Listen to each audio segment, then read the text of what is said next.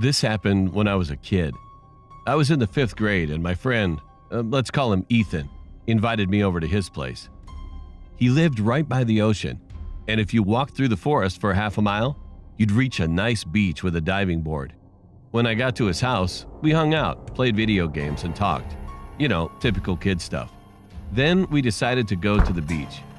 It wasn't too far away and we knew we could get back in time for dinner, so we set off. To make the trip more adventurous, we decided to bushwhack our own path. After walking a couple of minutes, we hit a tall fence. "Crap," Ethan exclaimed. "Well, I guess we'll have to go back."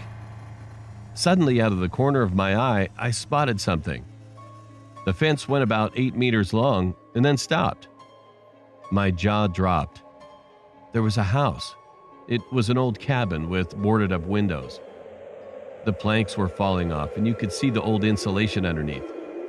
It was gray in color and had flecks of blue paint. The fence led up to the side of the house, stopped, and then continued on the other side. What scared me the most was that there was no road. I mean, not even a clearing to get to the road. You'd have to walk 20 minutes. "Kevin, come on!" Ethan yelled from behind me. "Look at this!" I shouted back.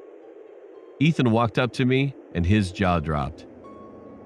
There was no door, just a frame, and peering through the frame we could see that there was a back door, also with no frame. All we had to do was walk through the house, then we could get to the beach. I looked at Ethan. "Should we do it?" I asked him. He shrugged. "I don't see why not," he responded. Inside the house was dark, despite the sunlight pouring in through the door. We advanced slowly through the house, and Ethan pointed to the door. As we reached the door, I peered up the stairs. I grabbed Ethan and shoved him out the door. "What was it?" he said as soon as we got away. My whole body shook. I must be going mad, I thought to myself. Eventually, I explained it to him. As we reached the door, I wanted to take one last look at the house. I glanced up the stairs and I saw the shadowy outline of a person.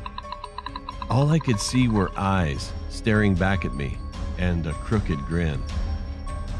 Ethan and I took another route back home, and we told Ethan's mom. She laughed at us and said she'd been that way many times and there was no house. And we were angry because she didn't believe us, so we got out our cameras and went back the next day. When we got there was no house. It was just gone. No clearing, nothing. To this day, Ethan and I still wonder what it was. Was that man just a homeless person, or maybe he was something much, much worse? I suggested to Ethan a theory that scares me to this day. I had been reading about Russian folklore, and a page caught my attention. It was a story about a witch named Baba Yaga who had a moving house. She would eat naughty children, and parents used to use it to scare children. Was this a witch? I guess we'll never know for sure.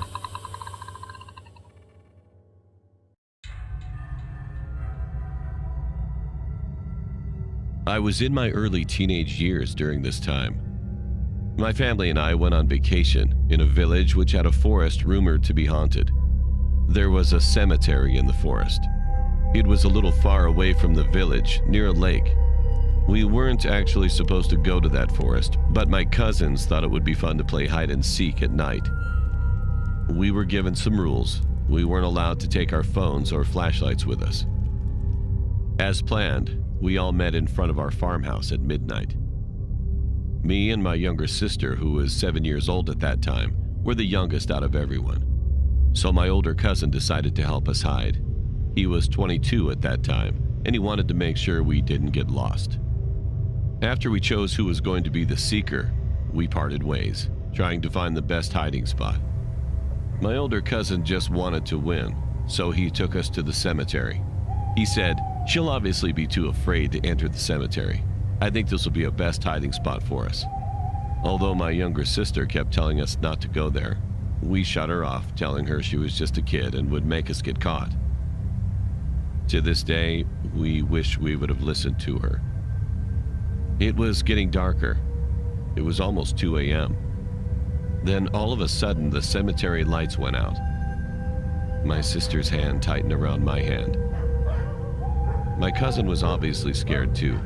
We could only hear the sound of wind and stray dogs barking at the backside of the cemetery. But then, we heard digging noises. I still remember that horrifying sound. At a distance, we could see an old man with ruffled hair and dirty clothes, digging a grave with his bare hands. He was making hissing noises while he dug. All of us stood there frozen. We didn't know if we should scream or run away. My cousin held our hands and started to slowly lead us to the entrance, trying not to make any noise.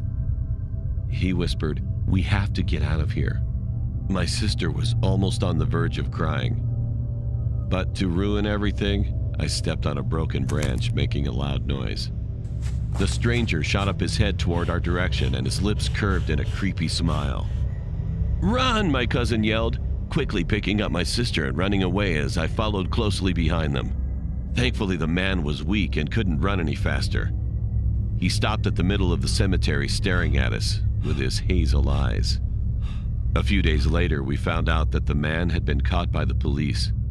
He was a criminal who dug up dead bodies, stored drugs in them, and sent them off to other nations to sell drugs. He was caught once but successfully escaped. If he wasn't so old and weak, I'm afraid that we might have ended up being a couple of dead bodies too.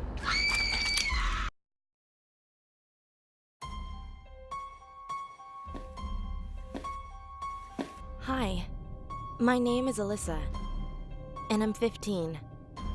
A few months ago, something strange happened to me. To this day, I can't explain exactly what happened. I was relaxing at my house, doing some schoolwork on my laptop. Being home alone never bothered me until then. After about 2 hours of being alone, I decided to go get some ice cream from the freezer. As I headed back with ice cream to my room, I heard someone bang on the front door. I never answer the doors, and I always make sure they're locked when my parents leave. I decided it was the mailman, and that he would set the package down and leave. Then I heard the bang again, but louder. I was confused, so I went to my dad's office since it had a window facing the front porch. The second I grabbed the door handle of his office, my parents' bedroom door slammed shut right next to me. I screamed. Our air conditioning was broken at the time, so there was no way it could have been the air. I looked at the door, ran to the other side of the house, and called my mom to see if she was expecting anyone over. "No, Alyssa," she said. And those 2 words made my heart beat faster than it ever has. My phone disconnected, and I started hearing footsteps coming towards me from down the hallway.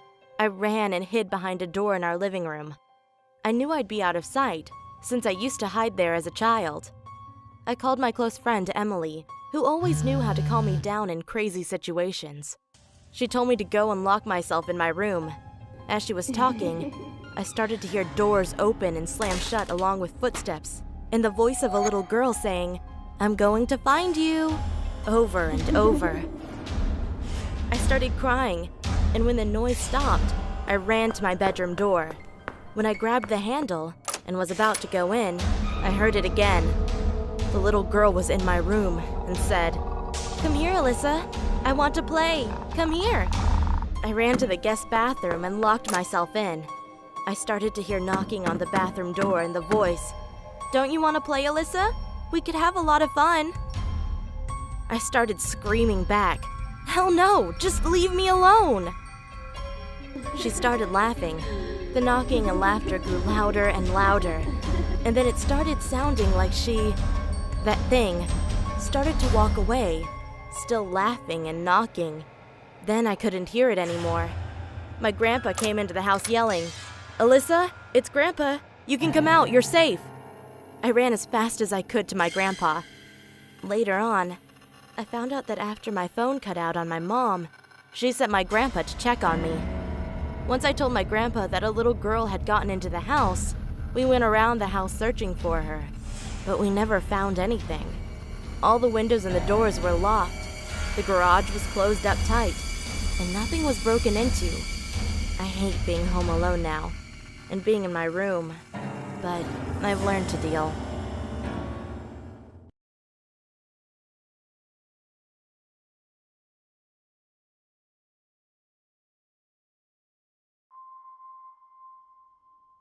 When I was about 9 years old, I was in my swimsuit, ready to go to swimming lessons. My brother and I had made a pillow fort, and it was still there from the night before. I had crawled underneath the coffee table, where a blanket went over it, blocking out the outside world. I have no idea why I stuck my foot outside of the blanket, but I did. A dark black sock crawled creepily towards my foot and slowly slid over it. The sock was cold, and I felt odd. I recognized the sock. It looked just like the one my mom had. I called out my mom's name and my brother's name, but there was no response, only silence. I walked to the window, but when I looked out, there was nothing out of the ordinary. I saw my cat staring at me with a weird look on her face. Then, I was horrified when I heard the shower running upstairs. My mom was still in the shower, and my dad was at work. I ran up the stairs to find my brother spinning on the chair in my parents' room. I asked him if he went downstairs, and he told me he had nothing to do with the situation. I told my mom what had happened, but she didn't believe me. She said that I was probably hallucinating and that it was just the cat. But I know what I saw, and the look on my cat's face is still fresh in my memory.